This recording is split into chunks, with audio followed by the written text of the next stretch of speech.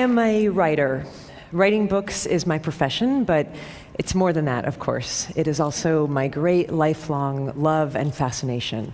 And I don't expect that that's ever going to change.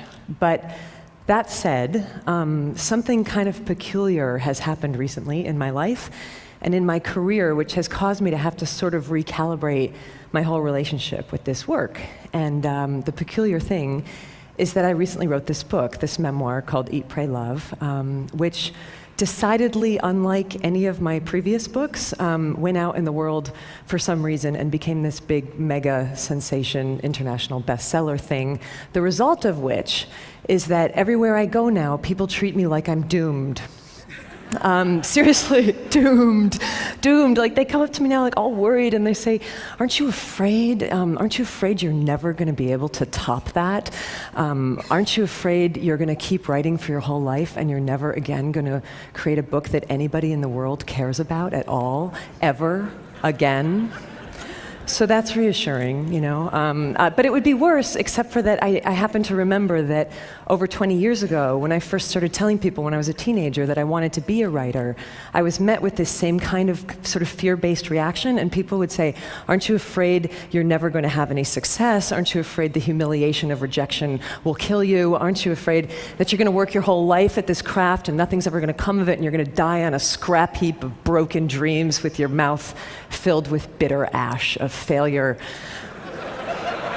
Like that, you know? And the answer, short answer to all those questions is yes. Yes, I'm afraid of all those things. And I always have been, and I'm afraid of many, many more things besides that, you know, people can't even guess at, like seaweed and other things that are scary. But when it comes to writing, the thing that I've been sort of thinking about lately and wondering about lately is why, you know? Is it rational? Is it logical that anybody should be expected to be afraid of the work that they feel they were put on this earth to do, you know? And what is it specifically about creative ventures that seems to make us really nervous about each other's mental health in a way that other careers kind of don't do, you know? Like my dad, for example, was a chemical engineer, and I don't recall once in his 40 years of chemical engineering anybody asking him if he was afraid to be a chemical engineer, you know? It just didn't come, like, got chemical engineering block, John, you know, how's it going?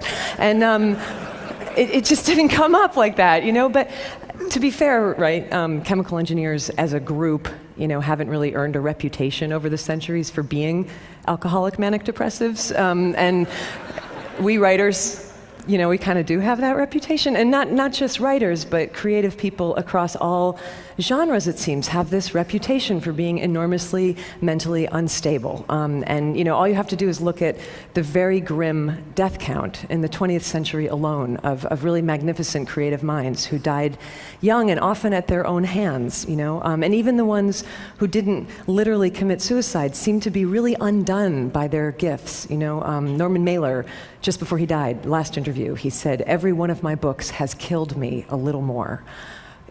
An extraordinary statement to make about your life's work, you know, but we don't even blink when we hear somebody say this because we've heard that kind of stuff for so long, and somehow we've completely internalized and accepted collectively this notion that creativity and suffering are somehow inherently linked, and that artistry, in the end, will always ultimately lead to anguish. And the question that I want to ask everybody here today is, are you guys all cool with that idea? Like, are you comfortable with that? Because you look at it even from an inch away, and, you know, I'm not at all comfortable with that assumption. I think it's odious, and I also think it's dangerous, and I don't want to see it perpetuated into the next century. I think better if we encourage, you know, our great creative minds to live, you know, and I definitely know that in my case, in my situation, it would be very dangerous for me to start sort of leaking down that dark path of assumption, you know, particularly given the circumstance that I'm in right now in my career, which is, you know, like, check it out. I'm pretty young. I'm only about 40 years old. I still have maybe another 4 decades of work left in me. And it's exceedingly likely that anything I write from this point forward is going to be judged by the world as the work that came after the freakish success of my last book, right? I should just put it bluntly, because we're all sort of friends here now, it's exceedingly likely that my greatest success is behind me. So Jesus, what a thought, like that's the kind of thought that could lead a person to start drinking gin at 9 o'clock in the morning. And I don't want to go there. I would prefer to keep doing this work that I love. And so the question becomes how, and so it seems to me upon a lot of reflection that the way that I have to work now in order to continue writing is that I have to create some sort of protective psychological construct, right? I have to sort of find some way to have a safe distance, between me as I am writing and my very natural anxiety about what the reaction to that writing is going to be from now on. And as I've been looking over the last year for like models for how to do that, I've been sort of looking across time, and I've been trying to find like other societies to see if they might have had better and saner ideas than we have about how to help creative people sort of manage the inherent emotional risks of creativity. And that search has led me to ancient Greece and ancient Rome.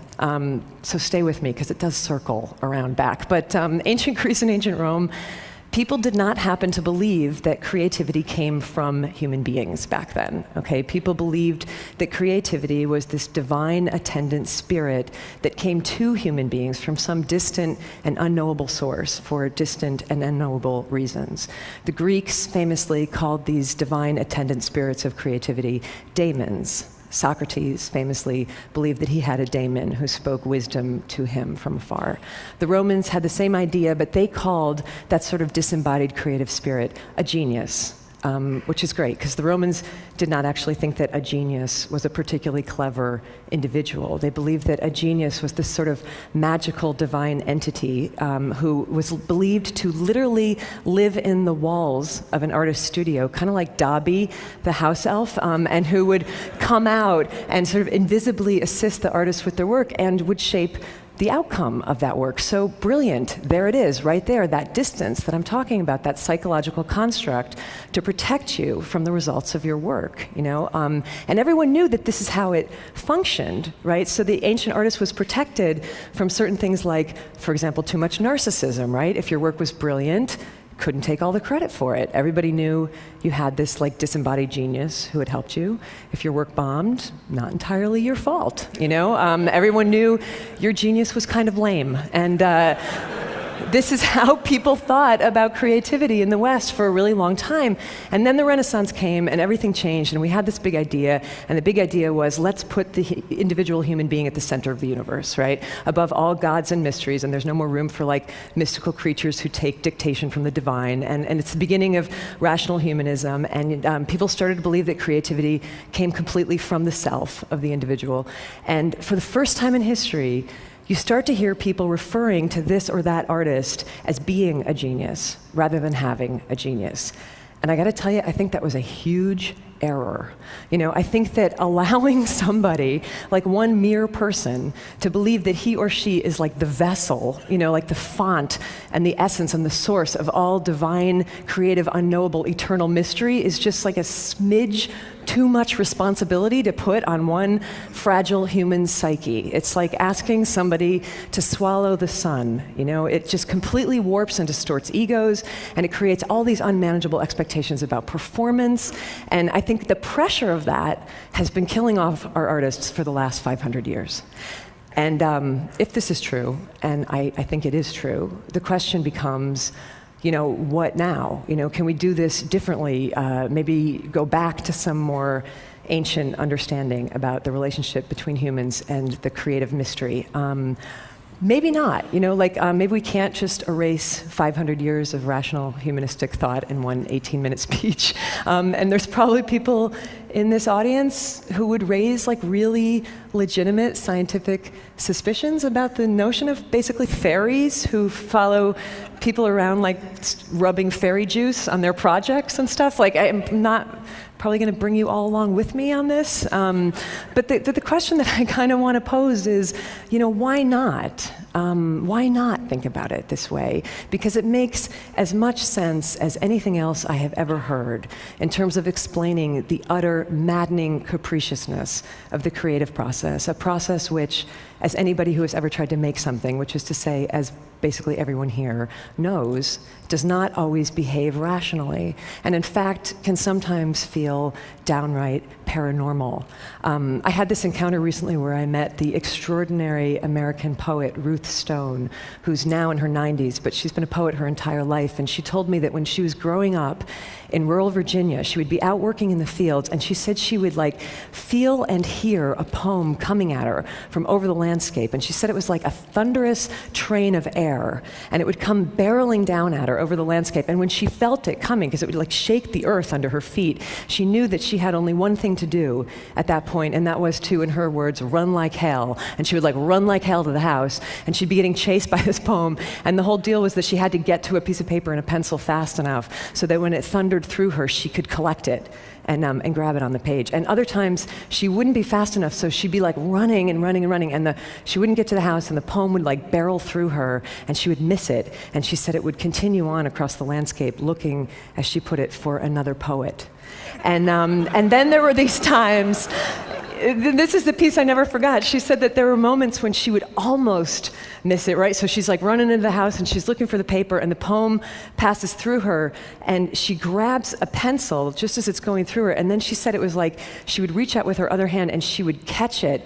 She would catch the poem by its tail, and she would pull it backwards into her body as she was transcribing on the page. And in these instances, the poem would come up on the page perfect and intact, but backwards from the last word to the first. So when I heard that, I was like, that's uncanny. That's exactly what my creative process is like. It's not at all what my creative process, I'm not the pipeline, like I'm a mule, and the way that I have to work is that I have to get up at the same time every day and like sweat and labor and like barrel through it really awkwardly. But even I, in my mulishness, even I have brushed up against that thing, at times. And I would imagine that a lot of you have too. Like even I have had work or ideas come through me from a source that I honestly cannot identify. And what is that thing? And how are we to relate to it in a way that will not make us lose our minds, but in fact might actually keep us sane? And for me, the best contemporary example that I have of how to do that is the musician Tom Waits, who I got to interview several years ago on a magazine assignment, and we were talking about this. And Tom, for most of his life, he was pretty much the embodiment of the tormented contemporary modern artist. Like trying to control and manage and dominate these sort of uncontrollable creative impulses, that were totally internalized. But then he got older and he got calmer. And one day he was driving down the freeway in Los Angeles, he told me, and this is when it all changed for him. And he's like speeding along, and all of a sudden he hears this little fragment of melody, that comes into his head, as inspiration often comes elusive and tantalizing, and he wants it, it's gorgeous, and he longs for it, but he has no way to get it. He doesn't have a piece of paper, he doesn't have a pencil, he doesn't have a tape recorder, so he starts to feel all that old anxiety start to rise in him, like, I'm gonna lose this thing, and then I'm gonna be haunted by this song forever, and I'm not good enough, and I can't do it. And instead of panicking, he just stopped that whole mental process, and he did something completely novel. He just looked up at the sky and he said, "Excuse me, can you not see that I'm driving? Do I look like I can write down a song right now? If you really want to exist, come back at a more opportune moment when I can take care of you. Otherwise, go bother somebody else today. Go bother Leonard Cohen, And his whole work process changed after that. Not the work was still like oftentimes as dark as ever, but the process and the heavy anxiety around it was released when he took the genius out of him where it was causing nothing but trouble, and released it kind of back where it came from, and realized that this didn't have to be this internalized, tormented thing. It could be this peculiar, wondrous, bizarre collaboration, kind of conversation between Tom and the strange external thing that was not quite Tom.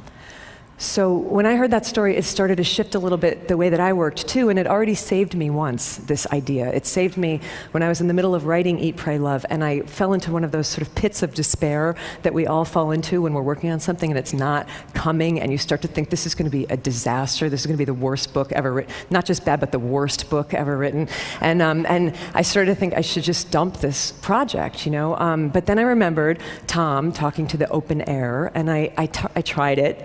So so I just lifted my face up from the manuscript and I directed my comments to an empty corner of the room, and I said aloud, listen, you thing, you and I both know that if this book isn't brilliant, that is not entirely my fault, right? Because you can see that I am putting everything I have into this. You know, I don't have any more than this. So if you want it to be better, then you got to show up and do your part of the deal, okay? But if you don't do that, you know what? The hell with it. I'm going to keep writing anyway because that's my job. And I would please like the record to reflect today that I showed up for my part of the job. Because, thank you. In the end, it's like this, okay? Centuries ago, in the deserts of North Africa, people used to gather for these moonlight dances of sacred dance and music that would go on for hours and hours until dawn. And they were always magnificent because the dancers were professionals and they were terrific, right? But every once in a while, very rarely, something would happen and one of these performers would actually become transcendent. And I know you know what I'm talking about because I know you've all seen at some point in your life a performance like this, you know? And it was like time would stop and the dancer would sort of step through some kind of portal, and he wasn't doing anything different than he had ever done, you know, 1,000 nights before, but everything would align, and all of a sudden he would no longer appear to be merely human. You know, he would be like lit from within and lit from below, and all like lit up on fire with divinity. And when this happened back then, people knew it for what it was, you know, they called it by its name. They would put their hands together and they would start to chant, Allah, Allah, Allah, God, God, God, that's God, you know? Curious historical footnote, when the Moors invaded southern Spain, they took this custom with them, and the pronunciation changed over the centuries from Allah, Allah, Allah to Ole, Ole, Ole, which you still hear in bullfights and in flamenco dances in Spain when a performer has done something impossible and magic. Allah, Ole, Ole, Allah, magnificent, bravo, incomprehensible, there it is, a glimpse of God. Which is great, because we need that. But the tricky bit comes the next morning, right, for the dancer himself, when he wakes up and discovers that it's Tuesday at 11 a.m. and he's no longer a glimpse of God. He's just an aging mortal with really bad knees, and you know, maybe he's never going to ascend to that height again, and maybe nobody will ever chant God's name again as he spins, and what is he then to do with the rest of his life? This is hard. This is one of the most painful reconciliations to make in a creative life, you know? But maybe it doesn't have to be quite so full of anguish if you never happened to believe in the first place that the most extraordinary aspects of your being came from you. But maybe if you just believed that they were on loan to you, you know, from some unimaginable source for some exquisite portion of your life to be passed along when you're finished with somebody else. And you know, if we think about it this way, it starts to change everything. You know, this is how I've started to think, and this is certainly how I was thinking about it in the last few months, you know, as I've been working on the book that will soon be published as the dangerously, frighteningly over-anticipated follow-up to my freakish success. And what I have to sort of keep telling myself when I get really psyched out about that is don't be afraid, don't be daunted, just do your job. Continue to show up for your piece of it, whatever that might be. If your job is to dance, do your dance. If the divine, cockeyed genius assigned to your case decides to let some sort of wonderment be glimpsed for just one moment through your efforts, then ole. And if not, do your dance anyhow. And ole to you nonetheless. I believe this and I feel like we must teach it. Ole to you nonetheless, just for having the sheer human love and stubbornness to keep showing up. Thank you. Thank you.